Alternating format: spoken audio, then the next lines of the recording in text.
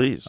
So is that where, can I ask you this before we start? Sure. Do you think that's where like ophidiophobia and arachnophobia and things like that come from? yeah, so there is actually a lot of research looking at the evolutionary roots of phobia that's studied in evolutionary clinical psychology and in Darwinian psychiatry. But the ones for me that are fascinating are ophidiophobia and arachnophobia, fear of snakes and fear of spiders, because that evolutionarily makes sense. Exactly. If you either got bit and survived, or you saw someone get bit, or and you see a spider and you're like, oh shit. But that's why, by the way, you don't go see your clinical psychologist because you have a fear of guns or fears of cars, even though cars and guns kill a lot more people than spiders. Exactly. If you study the manifestations of clinical cases of phobia, they're exactly what you're saying.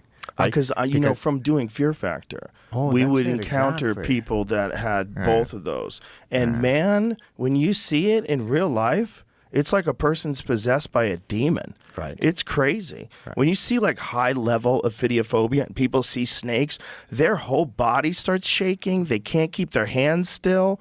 It's crazy, man. It's not like, I see a dog, looks like a scary dog. Whoa. Keep away from that dog. It's not like that. It's like your whole body. By the way, I actually don't think it's at the clinical level, but in the parasitic mind in chapter 1, I talk about the maladaptive, or maybe adaptive phobia that I have of mosquitoes. So so early in my marriage to my wife, maybe that was one of the best ways to test if she'd go the whole route with me, is we were traveling to Antigua, and we had the misfortune of it's in the Caribbean, there are a lot of mosquitoes, and a couple of mosquitoes got in.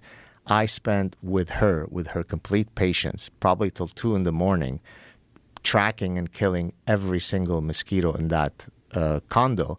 Damn. Because the thought of that disgusting, monstrous pig sucking the blood out of me was just unbearable. And so I literally will turn into a little girl if we see a mosquito in the house. I cannot go on with my day. I can't watch TV. I can't train.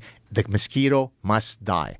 Now, in a sense, that's perfectly adaptive, because we know that by far, if you add up the tallies of people killed by mosquitoes versus all other animals combined,